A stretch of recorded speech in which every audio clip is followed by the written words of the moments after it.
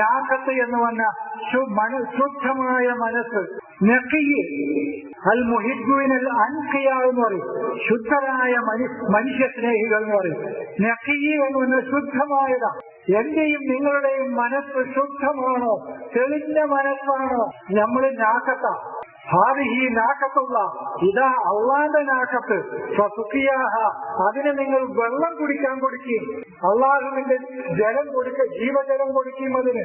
ആ നാഖത്ത് അത് സഹറത്തിൽ നിന്നാണ് വന്നത്. ആ നാഖത്ത് അല്ലെ, സാലിഹ് നബിയുടെ ഒട്ടകം എവിടുന്നാ വന്നത്? പാറയിൽ നിന്നാണ്. കല്ലായിരുന്നു ഒരു സമൂഹത്തിന്റെ മനസ്സ്, പാറയായിരുന്നു. ആ പാറയായ മനസ്സിൽ നിന്നാണ് ശുദ്ധമായ മനസ്സ് കടന്നു വന്നത്. അതാണ് സാലിഹിന്റെ. അത് സാലിഹീങ്ങളായ ആളുകളുടെ മനസ്സേ നാക്കത്താവുള്ളൂ. അത് അള്ളാഹുവിന്റെ നാക്കത്താണ്. ശുദ്ധമായ മനസ്സ്, പരിശുദ്ധമായ മനസ്സാണോ എന്റേതും നിങ്ങളുടേതും? കളങ്കമില്ലതിൽ, ഹസദില്ല, പകയില്ല, വിദ്വേഷമില്ല, അസൂയയില്ല, ഒന്നിനോട് ഒന്നുമില്ല. അങ്ങനത്തെ ഒരു മനസ്സാണോ? അത് അള്ളാഹുവിന്റെ നാക്കത്താണ്. അതിന് നിങ്ങൾ ഫസുഖിയാഹ, അതിന് നിങ്ങൾ വെള്ളം കുടിക്കാൻ കൊടുക്കുക. അതിനപ്പോ അക്കറൂഹ, അതിനവരെ വന്ധ്യമാക്കി കളഞ്ഞു. വെള്ളം കുടിക്കാൻ കൊടുത്തില്ല, അതിനെ വളർത്തിക്കൊണ്ടുവന്നില്ല. അള്ളാഹുവിന്റെ ആ ശുദ്ധമായ മനസ്സിനെ അള്ളാഹുവിന്റെ ജലം കൊടുത്ത് വളർത്തി വളർത്തി വളർത്തി വളർത്തി ആ നെഫ്സിനെ കൊണ്ടുവരാൻ അവർ ആ ജനത ശ്രമിച്ചില്ല. അപ്പൊ ദംദമ അലൈഹിം റബ്ബുഹും ബിദംബിഹിം ഫസവ്വാഹ. പിന്നെ ആ ജനത നശിക്കുന്നേ ചെയ്യുള്ളൂ, വേറൊന്നും ചെയ്യുള്ളൂ. സാംസ്കാരികമായി ആ ജനത പിന്നെ ഉയരില്ല. അതാണ് ദംദമ.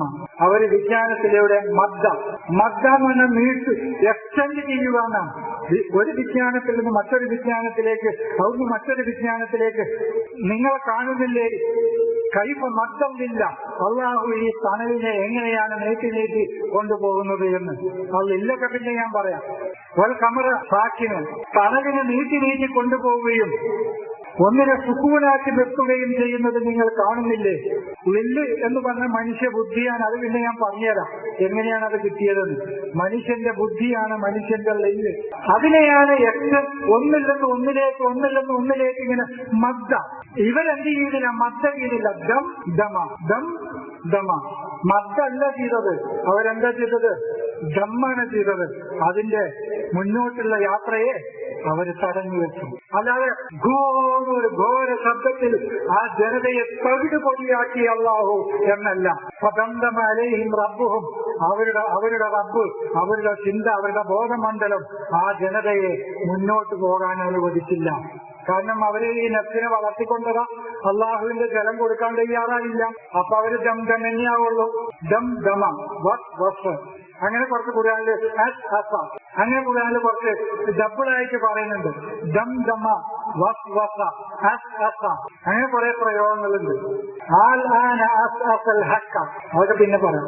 അപ്പൊ ഞാൻ പറയുന്നത് ദം അവരുടെ ബാഹ്യവും ആന്തരികവുമായ ചിന്തകളെ മുന്നോട്ട് കൊണ്ടുപോകാൻ മദ്ദ, മുന്നോട്ട് മദ്ദമില്ലാന്നല്ലോ, തണലിങ്ങനെ നീട്ടിക്കൊണ്ടുപോകാൻ, ചിന്തകളെ മുന്നോട്ട് കൊണ്ടുപോകാൻ അനുവദിക്കാതെ അതിനെ ഒരു സ്ഥലത്ത് മാത്രം നിർണയിച്ച് മുന്നോട്ട് പോകാൻ പറ്റാതെയിരുന്നു. അതാണ് ദംദമയായി അവര്. റബ്ബുഹും ബിദംബിഹിം ഫസവ്വാഹ വലാ യഖാഫു ഉഖ്ബാഹ.